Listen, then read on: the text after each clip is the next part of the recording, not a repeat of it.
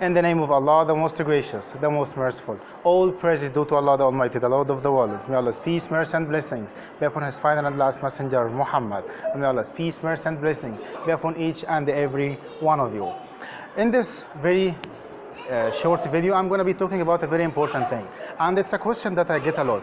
And I get it from Muslims and new Muslims. And the question is, what is it I should start with when it comes to studying Islam and Islamic studies or studying the Islamic Sharia? And of course, this is a very important question, and it's of a paramount importance to have like a roadmap and to have a clear vision of what the individual needs to learn. And here there are a number of points that I need to clarify and to stress. The very first important thing that we need as Muslims to learn about is to know about Allah subhanahu wa ta'ala and to know about His names and His attributes. This is a very important thing. So this is why we need to start with Aqidah. That's the Islamic creed. So we should read a book about this and study it under a well-reliable Muslim scholar. And of course there are many books that we can resort to, and of course the Muslim scholars have agreed that there are very important books, and especially here at Al-Azhar that we study them, and we have, for example, Al-Kharida Al-Bahiyya, and also we have Jawharat Al-Tawheed. These are very important and very foundational books, and also you have Aqidat Al-Awam. These are books that are available and available in PDF format on the internet.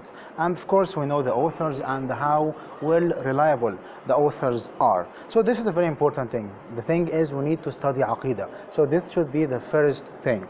Alongside with this, we need to study, of course, fiqh, because fiqh, or the Islamic jurisprudence, is the knowledge of what is allowed and what is not. So this is a very important thing. So when it comes to the 5 pillars of Islam, we need to be aware of the fiqh of each one of them. And definitely, when it comes to any question, for example, when the person is about to get married, it's very important to be aware of the fiqh or the jurisprudence of marriage. So this is a very important thing, and this is a very subtle meaning that the Muslim scholars clarified in light of the hadith of the Prophet sallallahu alaihi wasallam, "Talabul ilmi faridatun ala kulli muslimin wa muslima." That's seeking knowledge is a must, is an obligation on every Muslim man and woman. And definitely the Prophet sallallahu alaihi wasallam said, "Man yuridillahu bihi khayran yufaqihu fid din." That whoever Allah subhanahu wa ta'ala wills goodness for, He enables him or her to yufaqihu fid din, is to make him aware and to make him in a position to understand and to know the jurisprudence and the matters of the religion. And this is a very important thing, because the word fiqh in essence and linguistically is all about understanding and is about deeply understanding, especially when it comes to the vital and the important things.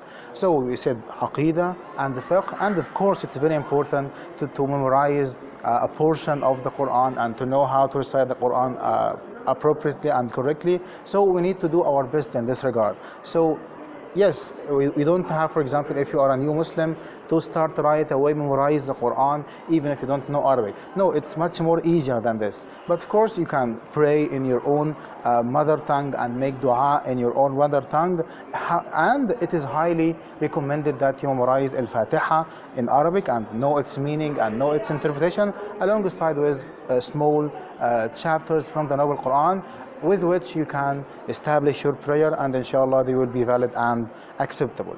So this is also a very important thing. So in addition to this, we can go to an institution that has like an educational system, and they have a roadmap and they have a curriculum, a clear curriculum. And this is of course the case here at Al-Azhar Mosque and at Al-Azhar University, and this can be anywhere. So the most important thing is to have like a roadmap that's clear, that starts from the preliminaries and moves on all the way to the advanced. So my point is, we need to start with Aqidah and of course with Islamic jurisprudence, alongside with the ruling of ethics and Islamic morality, which is known as At-Tazkiyah or At-Tarbiyah. So the thing is, we need to make sure that we study about Islam. This doesn't mean that we have to only and solely study Islam and disregard the other areas of expertise. I'm not saying this. Of course, it's very important to be an engineer, to be a teacher, to be a medical doctor, to be a lawyer, and the list goes on and on when it comes to all professions. But my point here, it's very important to have the minimum requirement or the minimum amount of knowledge with which you are able to be a Muslim, and a Muslim who knows the rulings, especially when it comes to the basics and the foundations. So this was a very short message that we need to have a roadmap, and this roadmap starts with knowing Allah subhanahu wa ta'ala, and this is definitely through studying the Aqidah or the Islamic creed. Thank you so much. We ask Allah subhanahu wa ta'ala to grant us beneficial knowledge and to make us of those who learn and act accordingly. Until then, Assalamu alaikum wa rahmatullahi wa barakatuh.